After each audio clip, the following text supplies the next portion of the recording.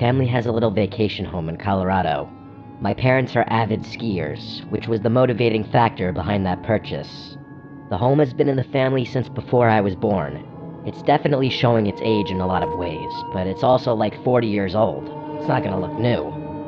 My dad's had to do a lot of upkeep on the place over the years. It's still in our family today, and it's really on its way out at this point. My dad talks about knocking it down and putting up a new place, but I don't really get involved in his decision. This story takes place like 15 years ago when I was 8 and my brother was 11. We were up in Colorado during a blizzard. The snowfall was insane, and of course, my brother and I had to go out and play in it. The great thing about going up there when we were kids was the sheer amount of space. The property has a huge opening with woods surrounding in all directions. There's a dead-end road that goes downhill, which leads to a few more, almost equally big properties. It's the perfect layout for hide-and-seek, or snowball fights, or any number of games like that. My brother Josh and I went out in our snow gear to play our snowball fight game with our own little custom rules. Basically, we'd set up 2 forts. We could pick our forts to be anywhere, but we had to tell each other where we were picking. We would then make one giant snowball as the so-called jewel that we'd have to successfully steal from the other base and bring back to ours. Josh chose to make his base on the nearest neighboring property. There was almost never a car, like 9 times out of 10 that we'd go there, so we'd often play games on their property too since they were never there. What we'd do is build little walls to emulate a fort, and then put the big snowball behind the walls. So to get to each other's bases in this game, we could either cut through the woods, or take the road up or down to get to the opposite fort. Once Josh ran down the road and disappeared, I was supposed to wait for him to blow the whistle to signal that the game began. I waited for a while, like a long while, over 5 minutes. He had already set up his fort by then, so all he had to do was get back down there and blow the whistle. When it hit around maybe the 10-minute mark is when I decided I probably just couldn't hear the whistle from there, so I started plotting my route. Was it better to go through the woods or down the road? I opted for the road because, honestly, going through the woods during a blizzard at 8 years old was a scary thought. I started trudging through the unplowed snow on the ground as flakes of snow blew into my face. With the amount of layers my mom made me put on, though, I wasn't cold at all. As I approached the driveway to the neighboring property, I looked through the trees and didn't see Josh over there. With all the brush and trees bare in the winter, it was quite easy to see through the woods. So I cut into the property through the trees to kind of sneak in, but Josh was literally nowhere in sight. I saw his fort, so I looked around. And when I could confirm he wasn't anywhere in sight, I approached his fort to grab the jewel. Before I could, I heard a woman's voice yelling out, "Excuse me, are you looking for your brother?" I turned in the direction it came from, and it was an older woman at the front door of the neighbor's house. I called back that we're playing a game.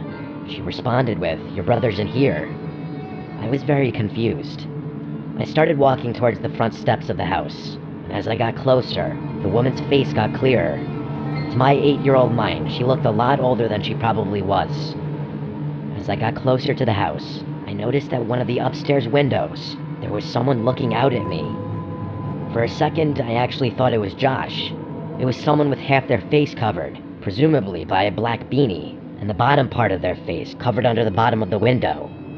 I also noticed another trail of footprints leading to the front door. They had to be Josh's. The woman was giving me a very creepy smile.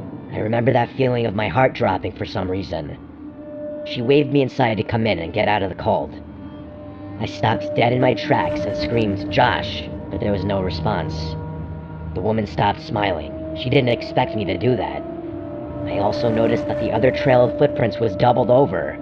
If it was Josh, his footprints turned around and headed back towards the woods. I then heard heavy footsteps from inside the house. They sounded like they were upstairs coming down.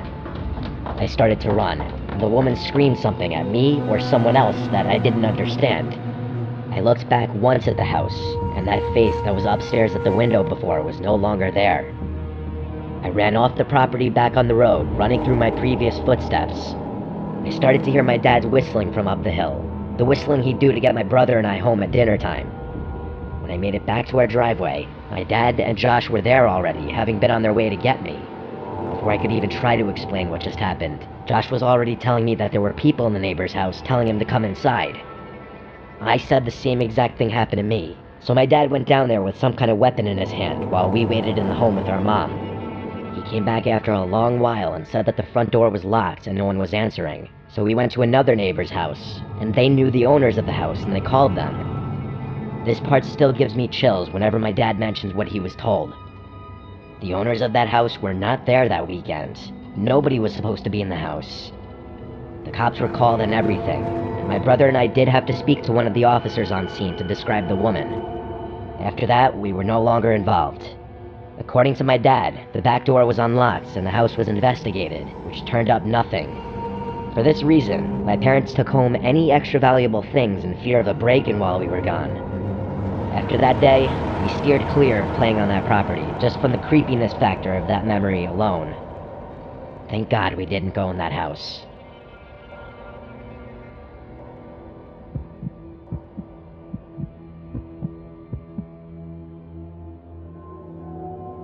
I've been skiing for as long as I've been able to walk. My parents used to ski competitively. That's actually how they met. So it was really important to them that my siblings and I learned as early as possible. Fast forward about 20-odd years, and that's how old I am now. This story happened to me a few winters ago when I was 21 years old. I was a senior in college. Everyone knows the best skiing accessible to the Northeast is Vermont. It was gonna be a trip like any other. It was me, Jaden, Rylan, and Amir. I can't remember for the life of me what mountain we were skiing that trip, as Jaden had booked the whole thing and Rylan was driving. What I do remember was that it was massive, with like 7 ski lifts covering all the different peaks. If I had to guess, it was Killington. We skied nearly 2 full days, and I'm sure there were still trails we missed. That's how big it was. It was the second day. After skiing the day before, we had a pretty good grasp on the trails we enjoyed, so this day would mostly be about testing ourselves and pushing the limits, as per tradition. I'd also be lying if I said we didn't have a handful of fireball shooters to liven things up. We were having an extremely enjoyable trip. The double blacks never got boring, and racing down each slope was its own little game. We had maybe an hour left until the lifts closed. We were all exhausted, but we knew as soon as we hit the road to head home, we'd instantly miss the mountain again. We were contemplating how we would end the trip at the top of the lift, when 2 girls without their helmets made their way over to us. Now this might sound a little odd to some people, but I wouldn't be doing this story justice if I left out this detail. The girls, one brunette and one blonde, were drop-dead gorgeous, and I don't say that in any type of strange way. They were just objectively 2 of the most beautiful women I'd ever seen in person. It was disarming. They introduced themselves as Taylor and Devin, and we started making small talk. They basically told us that they were bored because the mountain was full of older folk, which was actually something I'd remarked to my friends about the day before, so it made sense why they approached us. A group of young guys that seemed around their age. Devin seemed like a really seasoned skier, and she kept asking Amir all these technical questions about his skis. Him and Rylan actually own their own expensive skis as opposed to renting like Jaden and I always did, which the girls seemed to be impressed with. Taylor made a comment about our shooters, and we jokingly told them that the alcohol unlocked our true ski potential or something dumb like that, which they found funny. To our surprise, Devin pulled out an unmarked bottle and taunted us, calling us bitches for sticking to a drink as tame as Fireball. The 4 of us welcomed the challenge and happily swigged some of their bottle, which I could tell sent Rylan a little over the edge. He tends to drink more than he could handle, so this wasn't too surprising. I made a note not to drink too much, because something about this whole situation just rubbed me the wrong way. I still had trouble believing that these 2 girls would want anything to do with some dumb kids like us, especially since we were all wearing helmets and our faces weren't exactly visible. Things were going really well, though. Amir was being his usual, overly flirtatious self, but Taylor seemed like she was into it, so I didn't complain. I figured we were just gonna spend the remainder of our time on the slope with these girls, which I didn't really mind too much. Hell, maybe they knew something we could do after the slopes closed. Just then, Devin asked us if we had skied down a trail called Devil's Forest, a name which I definitely didn't recognize. Our other friend Chase would have had the trail map memorized as he's literally a walking GPS, but he wasn't with us. We told them we hadn't, and they explained that it was a glade trail that's a little obscure and rarely open. For those who don't know, glades are basically trails that extend in between trees so that you're skiing through a forest. We actually enjoyed skiing glades more than anything else, so this Devil's Forest trail piqued our interest. We told them we were game, and they motioned for us to follow them. We reached a choke point on our skis, and they told us to take them off because we had to walk slightly uphill for a short while. I could tell we were in a relatively desolate part of the mountain, as the snow was perfectly fresh and there was no one around. The thought of an adventure was kind of invigorating though, so I thought nothing of it. Drunk and curious, we clipped our skis off and followed the girls up the mountain. Amir and Rylan ran ahead, presumably to flirt some more with them, and Jaden and I hung back a little bit to give them some space. As we followed, I could tell Jaden looked a little wary, so I asked him what was on his mind. I like to think of us as the rational, level-headed ones in the group. Amir was too unpredictable and impulsive, and Rylan would follow a girl if she led him off a cliff. Jaden said that it was weird that this supposed trail would be inaccessible from a ski lift, which I agreed with. I had never had to walk uphill to reach a trail before. We agreed to just keep a keen eye on things. What could two girls do to a group of 4 big guys anyway? They led us into the forest, and the terrain finally started leveling out.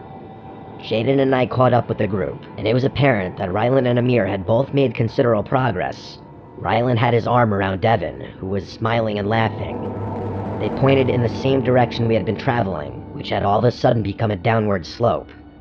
I sighed, knowing this was another instance where we could have used Chase's help. He would have known exactly where we were, and where this trail would have led. Jaden was still skeptical, and asked the girls if they were sure that this was a real trail. They responded yes, and told us that it would also take us right back to the lifts. Before I could say anything, Devin pulled the bottle out again and told us we had to finish it. Amir and Rylan happily took some hefty swigs, but when the bottle got around to Jaden, he said he was drunk enough. As soon as he spoke, I could have sworn Devin's smile became a really angry scowl for a split second, but by the time I blinked, she was smiling again. I must have been the only one to notice, because I looked around at my friends, and their expressions were all normal. She put on a seductive smile and batted her eyes at Jaden, asking him nicely. He reluctantly grabbed the bottle, if just to shut her up. By the time it got to me, I put the bottle up to my mouth, but didn't actually drink. Everything about this encounter was triggering alarm bells suddenly in my head. I handed the bottle back to Devin, who put it away. I noted that neither girl drank this time around. It dawned on me that I hadn't seen either one of them drink anything this whole time. I checked my phone, half an hour until the lifts closed. I tried to come up with some excuse for why we couldn't ski this trail, saying that we wouldn't have enough time to get back up and down the mountain to where we had parked.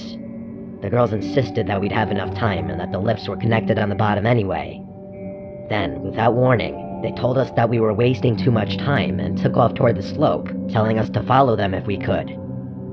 Amir and Rylan immediately followed, clearly hoping for a favorable outcome at the bottom.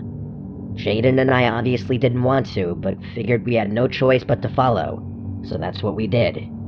I let Jaden lead the way, because after all, this was still a challenging-looking slope, and skiing in the forest is no joke. I'm not sure what I was expecting, but when we made it to the bottom, I was relieved. The 4 of them were at the bottom of the slope, laughing and flirting like they had been before. Jaden and I caught up with the group, but something was wrong. There wasn't a lift in sight. We were still surrounded by forest on all sides. I sternly asked the girls where the lift was, and they told me to stop worrying and that it was close by. Then they said they'd take us there in a few minutes. I relaxed a little, assuming that I was worried this whole time about nothing. As I was rubbing my eyes, I heard a distinct thump in the snow. I opened them to see Rylan, who was literally passed out on his back in the snow. The girls laughed, calling him a lightweight, but I could tell it was more serious than that. Before I could even react, Amir slumped over too. I started freaking out, and I rushed over to them, unclipping my skis. I thanked my lucky stars that they seemed to be breathing normally, but I was beyond horrified. Jaden took a step towards the girls, asking them what the hell was going on. They seemed genuinely shocked, saying they have no idea what was wrong. Jaden took another step before he too passed out in the snow. I stared in shock, still trying to wrap my head around the gravity of the situation. I just couldn't fathom that this was happening to us. My head started spinning, and I was sure that I was next. The girls had stopped pretending by now, and they looked at me like they were waiting for me to pass out. I felt myself getting dizzy, so I sat down in the snow, even though I wanted to stay on my feet. I demanded to know what they had given us. They didn't respond or even move for that matter. I yelled at them over and over again, but they still didn't react. I wanted to get up, but I quite literally couldn't stand. I didn't pass out though. I kept my eyes open the whole time. Eventually, Taylor turned to Devin and said something along the lines of he must have not drank enough. She looked more pissed off than anything. Devin cursed before telling Taylor that they had to go. I was still frozen. After unclipping their skis, I watched them take Amir and Ryland's skis before trudging off into the woods. I had to do something, but my body still felt numb. I couldn't just let them walk off with my friend's skis. I knew they wouldn't be able to move that fast, carrying 2 sets of skis each, especially through the snow. Another few minutes passed, and I started to regain control of my body. I stumbled after their tracks in the snow, but it was actually freakish how far they'd gotten, even with all that added weight. Eventually, I turned a bend and saw them in the distance, way ahead of me. I figured as long as I kept them in sight, I'd be able to track them down. I followed for a couple minutes, and that's when things got crazy. The forest gave way to a clearing, which I could see turned into a road. We must have literally been on the opposite side of the ski mountain, which made sense looking back. That's when I noticed the van parked in the distance. I stopped in my tracks at the edge of the woods. The side of the van opened, and 4 big-looking dudes stepped out to intercept the girls. The girls motioned for the guys to get back in the van, and one of them turned and pointed directly at me. That's when I realized I was in too deep, and also felt like an idiot for leaving my helpless friends unconscious in the woods. The guys from inside the van seemed to be debating whether or not they should leave or chase me, and I wasn't waiting another second. I started wobbling back the way I came, knowing I'd be able to find my friends on the account of the tracks I left behind in the snow. I found them, still passed out. I figured Jaden had had the least to drink, so I tried shaking him awake first. After a couple of handfuls of snow to the face, he was awake enough to talk. I told him what had happened, still in shock. We tried waking Amir and Ryland up, but had no luck. Jaden and I figured we had no better option than praying those guys didn't decide to track us down, but they never came. I might not be telling this story if they had. We waited about an hour for our friends to wake up, and when they finally did, we told them everything. We had a million questions. Who were those girls? Who were those other guys? What were they gonna do to us? It was chilling imagining what could have happened had I not been quick enough to pretend to drink. Best case scenario was that we would have just woken up robbed, but even that would have been horrible. Something tells me that no one would go to those extremes just to rob some broke college-looking kids. Besides, who really keeps valuables on them when skiing? I guess Amir and Ryland's expensive skis were worth stealing, but it still felt like overkill. Plus, how would they have even known that we had expensive skis with us as opposed to renting? Things didn't make sense. Finding the car was hell. Reporting it to the police was hell. The drive back home was hell. The people running the mountains swore they'd identify those people, but we obviously had to get back on the road and couldn't verify that. The police took it a little more seriously and told us we'd be updated should anything come up. I think it even made local news, but it's been years now, and they obviously never found everything.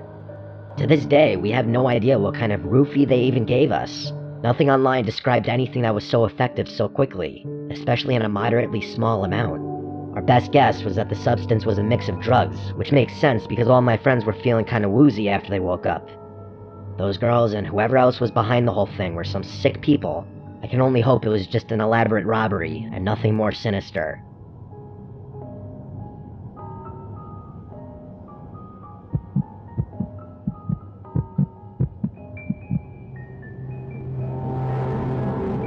This is gonna sound a little weird, but bear with me. Every winter, my friends Kyle, Ricky, and I have this little tradition of walking out onto this frozen lake a few towns over. It's not some grand event or anything, we just do it for fun. There's something about the vibe of being out there on the ice, surrounded by the quiet stillness that feels almost otherworldly. It's just one of those simple things we've always enjoyed. Call us weird, but we can never get enough of the serenity. If you've ever been out in nature by yourself, with the only sound being the gentle patter of snowflakes, you know what I'm talking about. It feels like you've got a piece of nature all to yourself. The photos always turn out great too, which is a huge plus for a couple of edgy guys like us. This happened this past winter. It's April as I'm writing this, so about 4 months ago now. I know what you're probably thinking, but don't worry, none of us fell through the ice. That's not what this story is about. It was snowing pretty heavily that night, which was the main reason we decided to go. It had been consistently below freezing for a couple of weeks too, so we were relatively confident the lake was completely frozen over. I'd personally take winter over summer any day of the week. I bet all my friends would agree. There are about a million reasons why, but one of them is as simple as the snowfall itself. First of all, it's just pretty. What I like most about it, though, is that you'll never find yourself in complete darkness. Even after sunset, the world isn't entirely dark. The light reflecting off the white snow blends day and night, so you're left with this really surreal feeling that doesn't arise from anything else. The moon was also pretty full that night, so that feeling was amplified. Kyle was driving that night. He had a pickup that handled pretty well in the snow, so we just played it safe and let him drive, even though Ricky was usually the one who chauffeured us around. The lake itself is surrounded by a thin forest, so we couldn't actually drive all the way to the water's edge. I don't think forest is the right word. It's really just a cluster of sparsely scattered trees, but it's more than enough to prevent a car from driving through. We parked in a nearby lot and got out of the car. It was freezing out. The three of us bundled up and walked toward the lake. I didn't smoke at the time, I still don't, but Ricky and Kyle both do, so they lit a couple of cigarettes as we walked. I think it was after midnight, but I can't say for sure. All I remember is that there wasn't a soul out there. Not an animal, not a person, nothing. No movement whatsoever besides the three of us.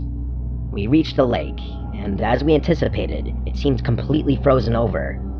The three of us were laughing about something stupid when Kyle picked up a small boulder and chucked it onto the ice, testing its integrity.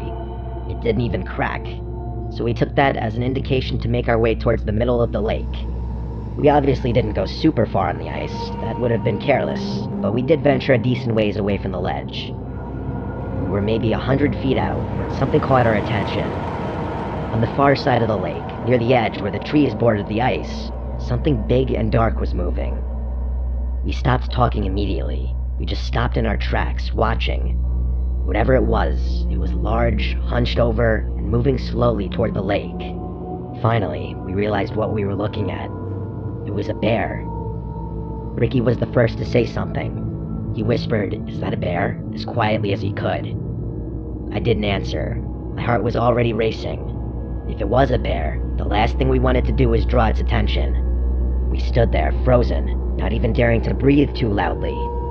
But then, as the figure moved closer, something felt off. The way it walked wasn't quite right.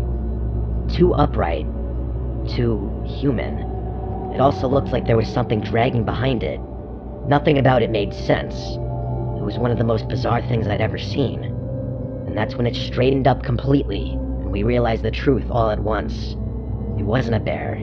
It was a person. A person wearing some kind of bear suit. Kyle said, "What the hell," in a low voice, and I was thinking the same exact thing. I know it doesn't sound scary in a generic sense, but if you had been there, you would have been terrified too. I tried to respond, but the words wouldn't come. I don't know if I was more afraid or confused, but something told me to stay quiet. The figure kept moving toward the ice, dragging something behind him. At first, it was hard to tell what it was. The snow blurred the details, but as he got closer, I realized he was holding a rope that was attached to the thing he was dragging, and a few moments later, we could see it more clearly. It was a small black bag. It looked like a smaller-sized garbage bag, if they even made those. Either way, it was chilling. We stood there, unsure of what to do. My mind was screaming at me to turn around and leave, but my body felt paralyzed. I couldn't move. I don't think Ricky and Kyle were too keen on turning around and leaving either, because neither one of them flinched. I probably wouldn't have left right then, even if I hadn't been so scared. I needed to know what that person was doing. And then, as if the situation couldn't get any stranger, the man unzipped and stepped out of the bear suit. Seeing him as a person didn't make things any better. He wasn't particularly large or intimidating, but there was something unsettling about him. We watched as he bent down, presumably to pick up a rock, but I couldn't tell from so far away. And then the sounds started. He knelt down, holding what looked like a rock, and began repeatedly slamming it into the ice. It might have been placebo, but I swear I could feel the vibration in the ice even from the distance. He was trying to break through, most likely to dispose of whatever was in that bag. Ricky tapped my shoulder, and I turned to see him and Kyle moving back towards solid ground. Without a word, I followed suit. and the three of us tried to move quickly without making too much noise. Every step felt deafening in the quiet, even though I knew there was no way that guy could hear the crunch of snow from that far away. We barely made it a few yards when a voice yelled out, "Hey," from behind us. I didn't even look back. I just started running, praying that guy didn't have a gun. The cold didn't help. I found myself starting to get winded after not even a minute of running. I don't know if he followed. I don't think he did, but in that moment, we were in full-on panic mode. We reached the edge of the lake, and at that point, I was gasping for breath. After a very short break, we made our way back to the car silently, and Kyle drove off immediately. None of us had any idea what we had just seen. Kyle said it was probably someone dumping their trash, but I told him that was ridiculous. Who in their right mind would dress up in a bear suit in the middle of the winter to illegally dump their trash? There was no way. Ricky said it was definitely someone dumping a body, but I told him the bag was way too small for that. The three of us talked about it the whole ride home, but we couldn't agree on a definite explanation. We never got an answer. The reason I'm thinking about this now is because my mom was watching TV the other day and an old missing persons report popped up on the screen. It was a child from around our area, and the timeline of his disappearance matched up pretty closely with what we had seen on that lake. I'm not jumping to conclusions, I know it's a long shot and probably just an unfortunate coincidence, but I can't help but wonder if those two things are somehow related.